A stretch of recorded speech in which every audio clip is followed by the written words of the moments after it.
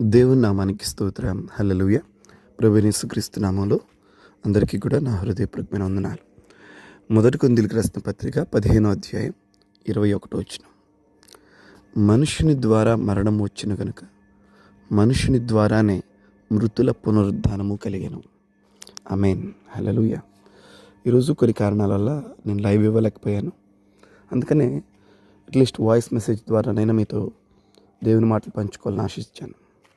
చూడండి దేవుని వాక్యాన్ని. ఈ భూమి మీదకి దేవుడు మరణాన్ని మనుషుల కొరకు ఏర్పాటు చేయాల. మనిషి కొరకు దేవుడు మరణాన్ని ఏర్పాటు చేయాల. మరి ఎవరి కొరకు ఏర్పాటు చేశాడు? సాతానుకు, వాడితో ఏకీభవించిన దుష్ట సమూహానికి దేవుడు మరణాన్ని ఏర్పాటు చేశాడు. అయితే ఆదామవ్వలతో దేవుడు చెప్పాడు, మీరు గనక ఆ పండు తినినట్లయితే, తినవద్దు అని చెప్పిన నా మాటని అతిక్రమించినట్లయితే మీరు నిశ్చయముగా మరణించెదరు. అంటే ఆజ్ఞాతిక్రమము పాపము వల్ల వచ్చు జీతము మరణం. సో ఆ కారణాన్ని దేవుడు స్పష్టంగా చెప్పి వారికి ఆజ్ఞాపించి, ఆజ్ఞని మీరు అతిక్రమించొద్దు అని దేవుడు చెప్పటాన్ని బట్టి మనుషుల జీవితాల్లోనికి మరణం వచ్చింది. ఇక్కడే అతిపెద్ద క్వశ్చన్ ఏంటంటే, తప్పు చేసింది ఆదామవ్వలైతే మేమెందుకు ఆ తప్పును అనుభవించాలి? ఆమేన్. హల్లెలూయా. తల్లిదండ్రుల ఆస్తులు పంచుకోవడానికి ప్రజలు ఇష్టపడతారు, కానీ తల్లిదండ్రుల శిక్షను పంచుకోవడానికి పిల్లలు ఇష్టపడరు కదా. అంతే కదండి. ఆస్తి అయితే ఇష్టమే, కానీ శిక్ష ఇష్టం ఉండదు మనుషులకి. సో ఆదాము ద్వారా ఈ మనుషులందరికీ కూడా మరణము సంప్రాప్తమైన అని వాక్యం చెప్తా ఉంది.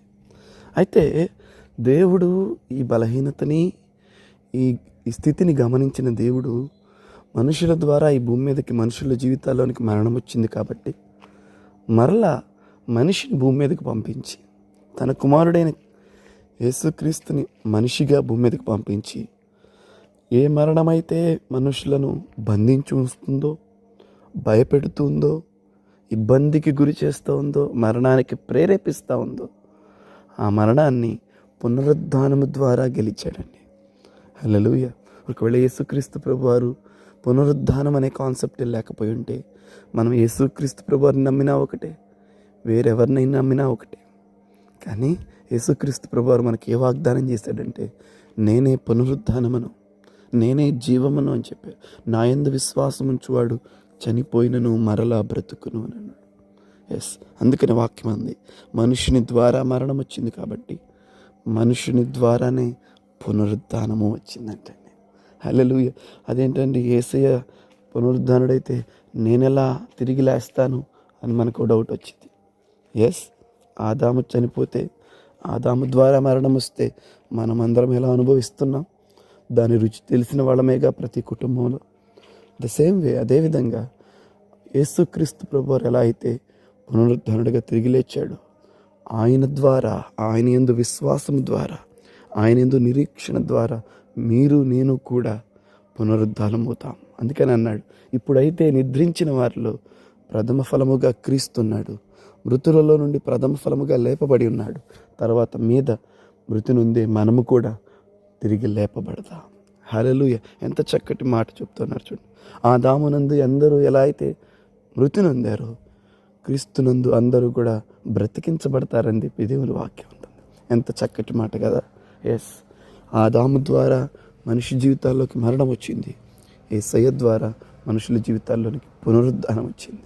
ఆమేన్. ప్రభువైన యేసునందు విశ్వాసం ఉంచే మనకు ఒక ధైర్యం ఏంటయ్యా అంటే, మనము చనిపోయినను తిరిగి పునరుద్ధాన శక్తితో లేస్తాము.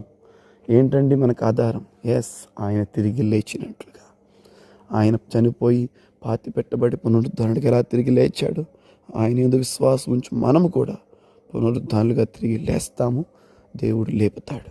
ఆమేన్. దేవుడి మాటలు మనం వెనుకల్లో దీవించును గాక. రేపు ఫుల్ మెసేజ్ని మనం లైవ్లో వీక్షిద్దాం. గాడ్ బ్లెస్ యు ఆల్ అండి. దేవుడు మిమ్మల్ని దీవించును గాక.